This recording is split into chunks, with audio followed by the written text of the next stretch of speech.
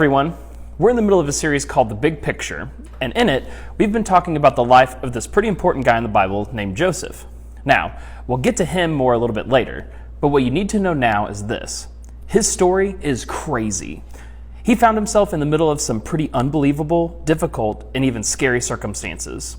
And while we all get the privilege of knowing how amazing Joseph's story ended up, at the time, he certainly didn't see the bigger picture.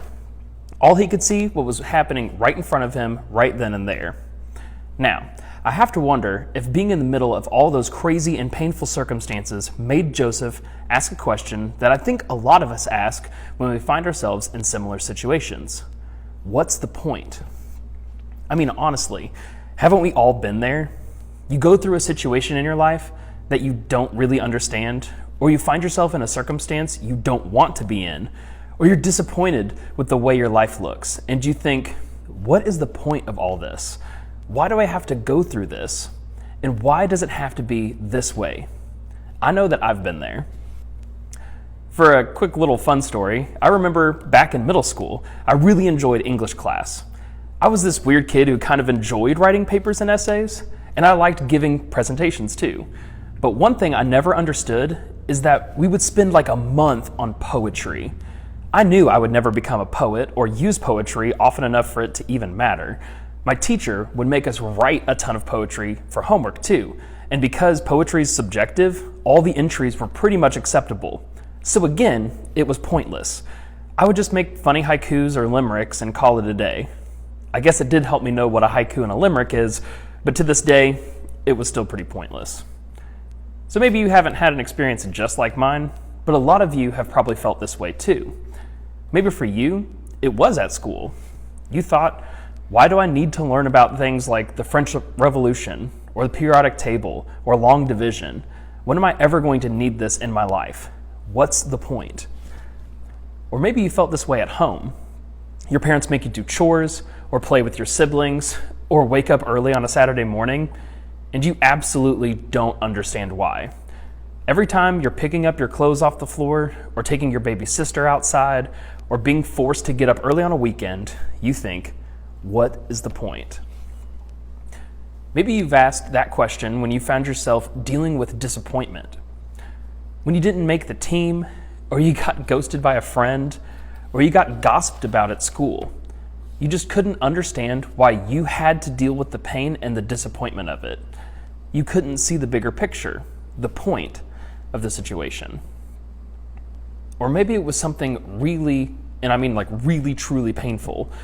Maybe you've watched a loved one struggle through an illness. Maybe they even passed away. Or maybe you've dealt with things like anxiety or depression, and no matter what you do, you can't seem to shake it. Maybe your parents are going through a divorce, or that you were placed in foster care, or someone close to you hurt you in a way that you don't know how to come back from.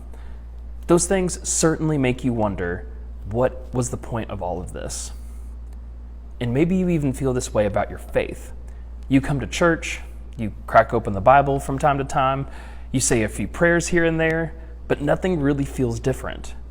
You keep trying to connect with God, but nothing seems to happen. And so you're left wondering, what's the point? The truth is, we'll all experience difficult things throughout our lives. And when we're in the middle of those difficult things, we often ask the same question. What's the point? Why don't we see any of the good in the situation? Or we don't experience the outcome we'd hope for? And we don't see the part of the big picture. We see just our pain. When we feel that way, it's nearly impossible to believe that anything good can come from it, isn't it? Well, that brings us right back to our pal Joseph. His life is recorded in the portion of the Bible called the Old Testament, that first half of the Bible written before Jesus came to earth. So remember how we said Joseph found himself in the middle of a lot of difficult and painful and frustrating circumstances? Well, after his own brothers threw him in a well and Joseph was sold into slavery, he was taken to Egypt to work for a guy named Potiphar. And just as things were starting to look up for Joseph, he was put in a difficult situation, falsely accused of something he didn't do, and thrown into prison as punishment. Talk about unfair. Can you imagine how Joseph must have felt sitting there in prison? I know what I'd be thinking. It would be something like, God, you have got to be kidding me. I mean, could things get any worse for me? How long is this terrible time going to last? And what's the point of all of this? Now, I think these are definitely fair questions for Joseph to have asked. He tried so hard to do the right thing and remain faithful to God. And this is where it got him? I mean, if I were Joseph, I'd definitely have a hard time seeing the bigger picture.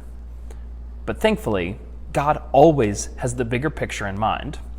What Joseph couldn't see as he sat in prison was that God was working behind the scenes to help him.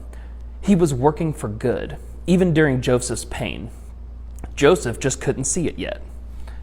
You see, while Joseph was in prison, he wasn't alone. Two important guys in the Pharaoh's household, his cupbearer and his baker, both got thrown in there with Joseph for a little while. You can probably guess the role of the baker in the Pharaoh's household, but the cupbearer, that's not a role that we often hear about in our current day. Basically, the Pharaoh's cupbearer was a trusted person who would serve him drinks and make sure that those drinks weren't poisoned. Now, back to our story. What Joseph didn't know yet was that these two guys, the Pharaoh's cupbearer and his baker, were going to play a much bigger role in his story. Let's take a look at what happened in Genesis. While they were in prison, Pharaoh's cupbearer and baker each had a dream one night, and each dream had its own meaning. When Joseph saw them the next morning, he noticed that they both looked upset. "Why do you look so worried today?" he asked them. And they replied, "We both had dreams last night, but no one can tell us what they mean." Now, at first glance, this doesn't seem all that remarkable of a story. Two guys had a couple of weird dreams? That's not that important, right? Wrong. You see, at that time, dreams were believed to be predictions of what might actually happen in the future. So often, when people had weird dreams, they would seek out someone to help them figure out the meaning so that they can understand what was to come in the future. And, well, Joseph knew that God could help him interpret dreams. So he told the cupbearer and the baker just that. Then Joseph listens to their dreams and interpreted them as God showed him what they meant. Joseph told the cupbearer that his dream meant that the Pharaoh was going to restore him to his position in 3 days. That's some great news. Then Joseph predicted that the baker's dream meant that, in 3 days, the Pharaoh was going to execute him. Not great news. I mean, I'd much rather be the cupbearer in this scenario, wouldn't you? Either way, after Joseph helped these two guys understand their dreams, he had just one request for the cupbearer. When he got restored to his position with the Pharaoh, he'd mention Joseph and help him get out of prison. Well, take a look at what happened next. Pharaoh's birthday came 3 days later, and he prepared a banquet for all his officials and his staff. He summoned his chief cupbearer and chief baker to join the other officials. He then restored the chief cupbearer to his former position, so he could again hand Pharaoh his cup. But Pharaoh impaled the chief baker, just as Joseph had predicted when he interpreted his dream. Pharaoh's chief cupbearer, however, forgot all about Joseph, never giving him another thought. I think there are two important things to note about this passage. First, everything God told Joseph would happen did happen. Sorry, baker. And second, even after all that, Joseph was forgotten. The cupbearer didn't keep his word, and so Joseph remained in prison. Can you imagine how hopeless Joseph must have felt after that? He probably thought that this was his last chance to be released from prison. And we can only assume that again, he found himself asking, what's the point of all this pain and suffering? Nothing is ever going to change. And for a while, that probably seemed true, because as the Bible tells us, it took 2 full years for the cupbearer to finally remember Joseph. But Joseph didn't know all that was happening, all that God was doing in those years. He couldn't yet see the bigger picture. Can you really blame Joseph for probably feeling down about his situation? Can you blame him for not paying attention to the bigger picture that God was creating? He was in prison for 2 whole years. That is an incredibly long time to be wondering what God was up to. Think about it this way. Does anybody remember the Black Panther movie? That came out 2 years ago. So imagine, like you're in line at the movies to see Black Panther, and then you get arrested and thrown in prison. That's been a while ago now. I mean, there have been 5 other MCU movies that have come out since then. Can you imagine being in prison that long, feeling alone and forgotten? Well, that was the situation Joseph was in. But 2 years later, the Pharaoh himself had a dream that no one could interpret. It was then that the cupbearer finally remembered a guy he met in prison who had interpreted his own dream. And just like that, things turned around for Joseph. He got his chance. The Pharaoh called on him to interpret his own dreams, and God helped Joseph do just that. Take a look at what happened after that. Then Pharaoh said to Joseph, "Since God has revealed the meaning of my dreams to you, clearly no one else is as intelligent or wise as you are. You will be in charge of my court, and all my people will take orders from you. Only I, sitting on my throne, will have a rank higher than yours." Finally, after all the struggle and suffering, after slavery and imprisonment and abandonment, Joseph finally got the good news that seemed like it would change his life for the better. It was about time, huh? But here's the thing. This isn't about Joseph finally getting good news. This isn't about the happy ending or nice promotion Joseph got. It's about the bigger picture. What Joseph didn't realize during that time in prison was that God was writing the bigger story. Joseph didn't see then that right there in the middle of a painful and difficult circumstance, that he was positioned to do something great, something only he could do. Joseph's story was painful and filled with problems, but through those problems, God was creating a better future for Joseph. Joseph just had to be willing to trust that God could use him right where he was. That even during Joseph's pain and problems, God was working behind the scenes for his good. And I think the same can be true for you. We may never understand why we're dealing with the things we're dealing with, or why we're facing our circumstances. But we can trust that, just like there was for Joseph, that there's a bigger picture for us. And while creating our bigger picture, God is working for our good. That good may not always look the way we think it will. It certainly didn't for Joseph. And we may never actually figure out why we had to go through the tough times that we went through. But when we trust that God can be right where we are, we trust that He's working towards what's best for us, even if we can't see it or don't understand it. In other words, when you can't see the bigger picture, trust that God is working for your good. So how do we do that? Instead of struggling to find the point in our pain, how do we trust that God is working for our good? I think we can start with these steps. 1, we can exercise faith.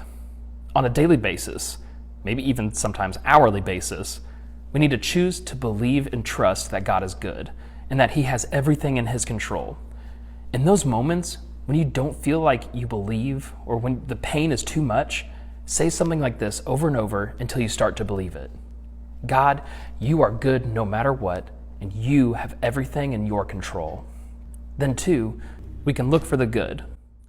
While you're in your difficult situation, it's normal to want to rush past the problem, but sometimes when you pause and take a step back, you can learn something about yourself and others. Sometimes you can grow in that process. And while you won't always see the ways in which God is working for your good, you can still make a choice to look for it. And you can look back on the times when God worked for your good in the past, even when you didn't realize it at the time. And 3, seek encouragement. When you lose sight of the truth that God is working for your good, lean into someone else.